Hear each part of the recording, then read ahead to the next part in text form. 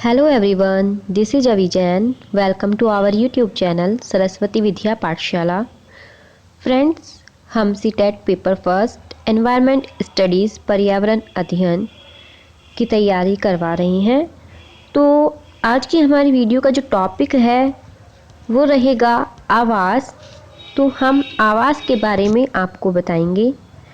हमारे देश में अलग अलग राज्यों में भिन्न भिन्न घर हमें रहने के लिए शरण देते हैं। घर हमें सर्दी, गर्मी, तूफान और अन्य कई दुविधाओं से बचाता है। और हमारे देश में हर जगह अलग अलग जलवायु पाई जाती है। तो जलवायु के अनुसार ही हर जगह अलग अलग तरह के घर बनाए जाते हैं। ठीक है, तो इस वीडियो में हम विभिन्न जगहों पर पाए जाने वाले अलग अलग प्रकार के घरों के बारे में ही बताएंगे। ठीक है, तो हम आगे स्टार्ट करते हैं। बात करते हैं असम की। असम में बारिश बहुत ज़्यादा होती है। ठीक है, असम में बारिश बहुत ज़्यादा होती है, इसलिए यहाँ पर घर ज़मीन से 10 से 12 फुट, ठीक है, किससे, ज़मीन से 10 से 12 फुट मतलब 3 से 3.5 मीटर, ठीक है, ऊंचाई पर बनाए जाते हैं। तो कितनी ऊंचाई पर बनाए जाते हैं असम में घर? ज़मीन से 3 से 3.5 मीटर, मतलब 3 मीटर या 3 मीटर से ज़्यादा 3.5, ठीक है। तो इतनी ऊंचाई पर ये बनाए जाते हैं। इन घरों को मजबूत बांस के खंभों पर बनाया जाता है। ठीक है, इन घरों को मजबूत बांस के खंभों पर बनाया जाता है। ये घर अंदर से भी लकड़ी के बनाए जाते हैं। तो इन घरों को किसके खंभों पर बनाया जाता है? मजबूत बांस। तो यहाँ पर आप ध्यान देना, बांस शब्द का यूज हुआ है। तो एग्जाम में बांस शब्द से रिलेटेड क्वेश्चंस पुट अप होता है। ठीक है, तो बांस के खंभों पर बनाया जाता है। तो ये क्या है? असम में बनाया जाता है। और ये घर अंदर से भी लकड़ी के बनाए जाते हैं। तो लकड़ी के घर कहाँ बनाए जाते हैं? असम में। या बांस का प्रयोग घर बनाने में कहाँ होता है? असम में। तो इस प्रकार से क्वेश्चन बन सकते हैं। आगे देखते हैं। बात करते हैं अब हम मनाली की। मनाली में बहुत बारिश होती है, ठीक, और बर्फ भी बहुत ज़्यादा गिरती है। यह कैसा इलाका है? यह एक पहाड़ी क्षेत्र है। ठीक है, इसलिए यहाँ पर मकान कैसे बनाए जाते हैं? पत्थर या लकड़ी से बनाए जाते हैं। या तो पत्थर का यूज़ होगा या लकड़ी का यूज़ होगा। ठीक है, तो मेनली भाई इसमें अगर हम चेंज देखते हैं तो इसमें बांस का यूज़ है। ठीक है, बांस के खंभों पर, मजबूत बांस के खंभों पर बनाया जाता है घर को। और घर अंदर से लकड़ी के बनाए जाते हैं। लेकिन इसमें क्या है? मनाली में पत्थर या लकड़ी से बनाए जाते हैं। इसमें बांस के खंभों का प्रयोग नहीं हुआ है। ठीक, आगे देखते हैं। राजस्थान एक कैसा इलाका है? बहुत गर्म इलाका है। गर्मी बहुत ज़्यादा होती है और यहाँ बारिश भी बहुत कम मात्रा में होती है। ठीक है, अब यहाँ पर घर कैसे बनाए जाते हैं? यहाँ पर घर जो बनाए जाते हैं वो मिट्टी से बनाए जाते हैं। यहाँ के घरों की दीवारें बहुत मोटी भी पाई जाती है। और इन घरों की दीवारों को किससे लिपा पोता जाता है? मिट्टी से लिपा पोता जाता है। ठीक है, तो राजस्थान में गर्मी बहुत ज़्यादा होती है, बारिश बहुत कम होती है, घर मिट्टी से बनाए जाते हैं और घरों की दीवारें भी बहुत मोटी पाई जाती है और इन दीवारों को मिट्टी से लिपा पोता जाता है। इन घरों की छतें कैसी होती है? कटीली झाड़ियों से बनाई जाती है। कैसे बनाई जाती है? कटीली झाड़ियाँ होती हैं उनसे भी बनाई जाती है। तो इस बात पर ध्यान देना कि राजस्थान में जो घर होते हैं वो मिट्टी से बनाए जाते हैं और घरों की दीवारें जो होती हैं मोटी होती हैं। ठीक है, आगे देखते हैं। नेक्स्ट है श्रीनगर। ठीक, श्रीनगर में डल झील, हाउस बोट और शिकार देखने को मिलते हैं। ठीक है, शिकारी क्या क्या देखने को मिलते हैं? डल झील, हाउस बोट और शिकारे। ये शिकार नहीं है, शिकारे है। ठीक है, और इनके चारों तरफ कैसे पहाड़ होते हैं? नीले नीले पहाड़ होते हैं और बीच में 4 चिनारी पाई जाती है। क्या पाई जाती है? बीच में 4 चिनारी पाई जाती है। ठीक है,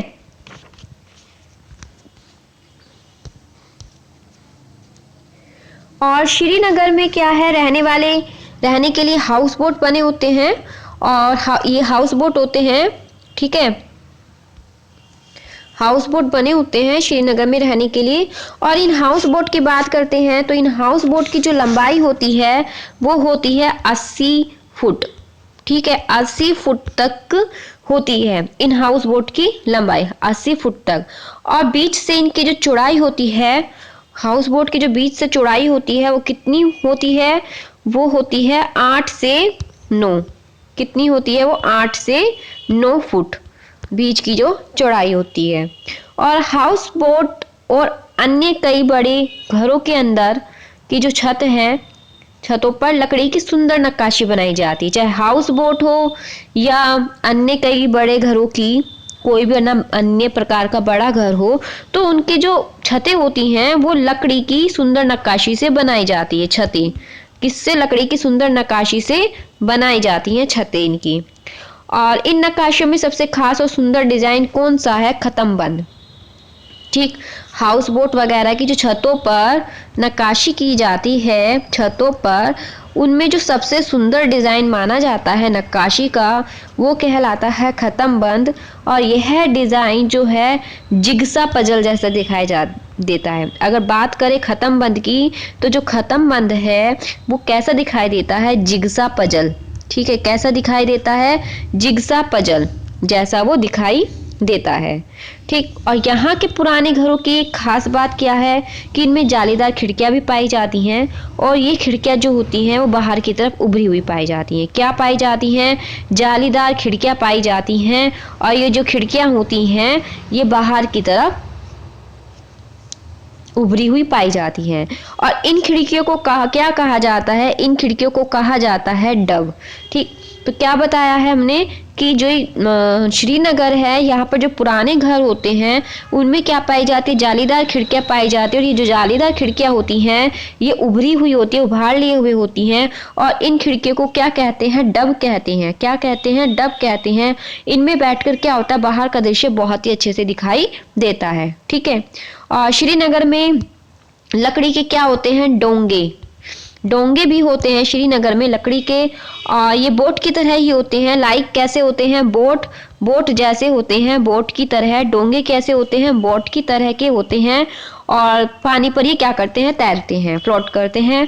इन डोंगों का इस्तेमाल भी घर की तरह रहने के लिए किया जाता है, ठीक है। डोंगों का इस्तेमाल किसकी तरह किया जाता है, घर की तरह रहने के लिए, ठीक है, घर की तरह रहने के लिए किया जाता है। और श्रीनगर के डल लेक और झेलम नदी में बहुत सारे परिवार इन डोंगों में रहते हैं। बात करते हैं क्वेश्चंस की कि क्वेश्चंस कैसे बन सकता है। क्वेश्चंस ये भी आ सकता है कि श्रीनगर के बहुत सारे परिवार डल लेक और झेलम नदी में रहते हैं, वो किस में रहते हैं, तो वे किस में रहते हैं, इन डोंगों में रहते हैं, डोंगो, ठीक। किस में रहते हैं, डोंगों में रहते हैं।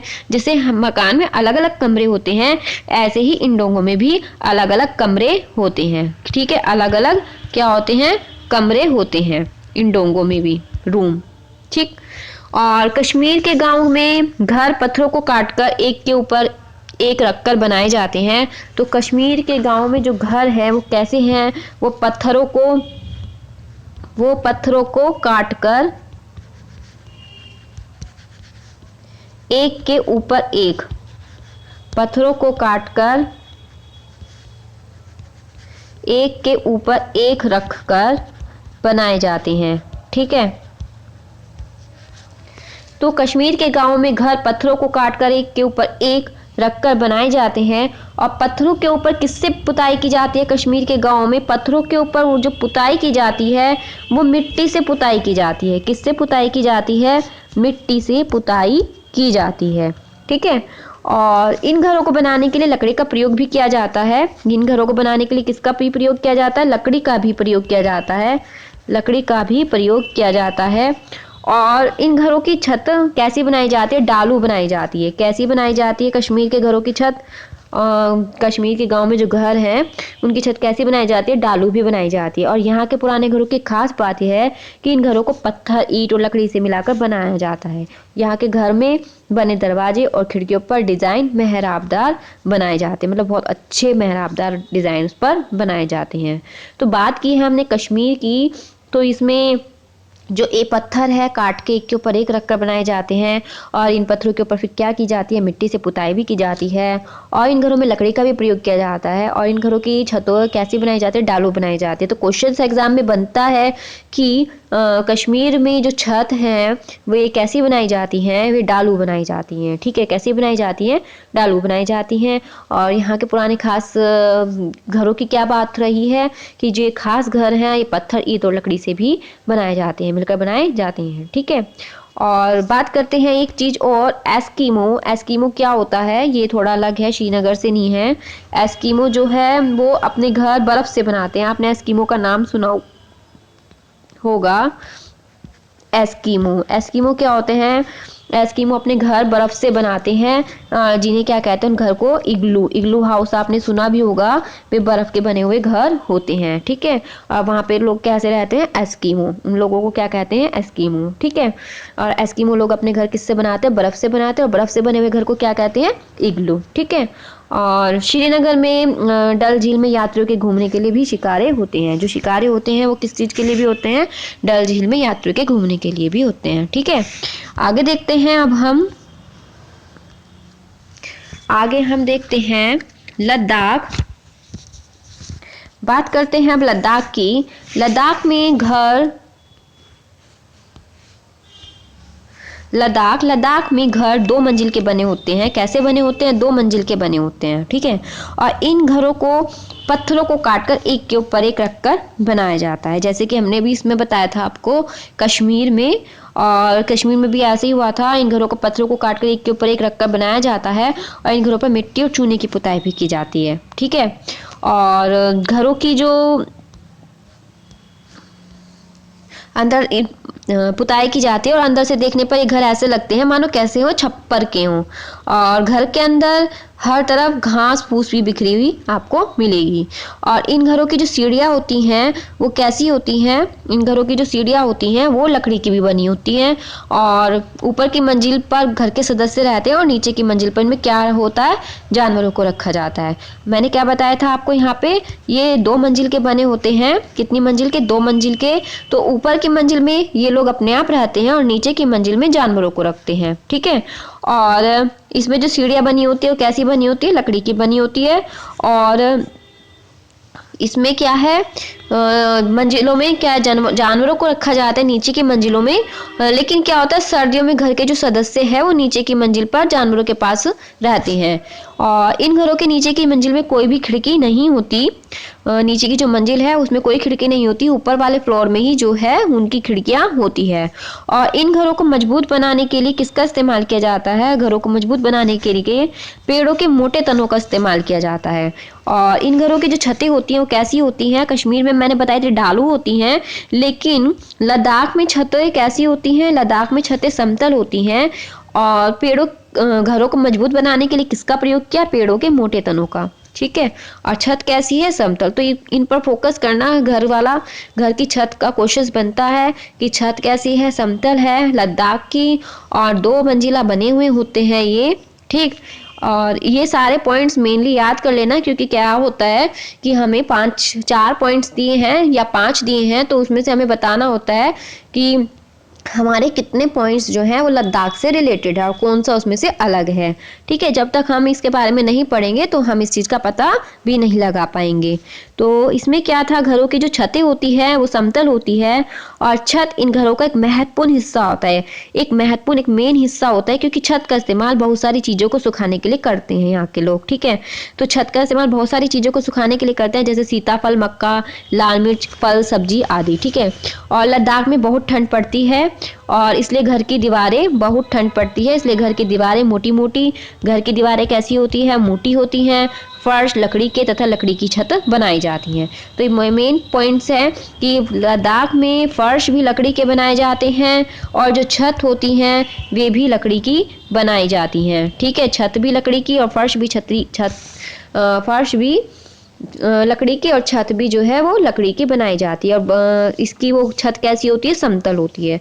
तो इन सब बातों पर हमको ध्यान देना है। आगे देखते हैं, बात करते हैं अब चांगथांग की। ठीक है, तो चांगथांग क्या है? चांगथांग आपने नाम पहले शायद ना भी सुना हो। तो जो चांगथांग है ये तिब्बत में स्थित एक ऊंचा पठार है। चांगथांग पश्चिमी और उत्तरी तिब्बत में स्थित एक ऊंचा पठार है जो कुछ हद तक भारत के लद्दाख क्षेत्र के दक्षिण पूर्वी हिस्से में भी विस्तृत है, फैला हुआ है। ठीक है, और लद्दाख से शुरू होकर यह पूर्व में तो 1600 किलोमीटर दूर चिंगहाई प्रांत तक फैला हुआ है और यह इलाका तिब्बती मूल के चांगपा कहलाने वाले खानाबदोशों की मातृभूमि है। ठीक है, और भौगोलिक नजरिए से अगर देखा जाए तो तिब्बत के पठार का भाग है। ठीक, तो ये तिब्बत के पठार का भाग है चांगथांग। तो इसके बारे में बता रहे हैं अब। तो जो चांगथांग है यह मतलब लगभग वही 5000 मीटर की ऊंचाई पर बना हुआ पथरीला और सुनसान मैदानी इलाका है। और यहाँ के लोग कैसे रहते हैं? टेंट में रहते हैं। और टेंट बनाने के लिए क्या करते हैं? टेंट में रहते हैं। टेंट बनाने के लिए, टेंट को रेबो कहते हैं, और टेंट बनाने के लिए ये पट्टियों का इस्तेमाल करते हैं। ठीक है, तो यहाँ के लोग किस में रहते हैं? टेंट में रहते हैं और टेंट को रेबो कहते हैं। मोस्ट इम्पॉर्टेंट, इस पर फोकस करना। टेंट को क्या कहते हैं? रेबो कहते हैं। और टेंट को बनाने के लिए वे किस चीज़ का यूज़ करते हैं? पट्टियों का यूज़ करते हैं। ठीक है, अब बात करते हैं पट्टियों की कि ये पट्टियाँ कैसी होती हैं। ठीक है, तो ये पट्टियाँ याक एक जानवर है, पशु है। तो याक के बालों से बुनकर बनाई जाती है। याक के बालों से बुनकर बनाई जाती है इसकी पट्टियाँ। ठीक है, जिन्हें सिलकर जोड़ लिया जाता है। तथा ये पट्टियाँ कैसी होती हैं? ये पट्टियाँ बहुत ही गर्म होती हैं। पट्टियाँ कैसी होती हैं? बहुत गर्म होती हैं, बहुत गर्म होती हैं और मजबूत भी होती हैं। ठीक है, बहुत गर्म और मजबूत होती हैं। और किसके बालों से बनी होती है? ये याक के बालों से। ठीक है, तो क्वेश्चंस बन सकता है कि चांगथांग के लोग किस में रहते हैं? टेंट में रहते हैं।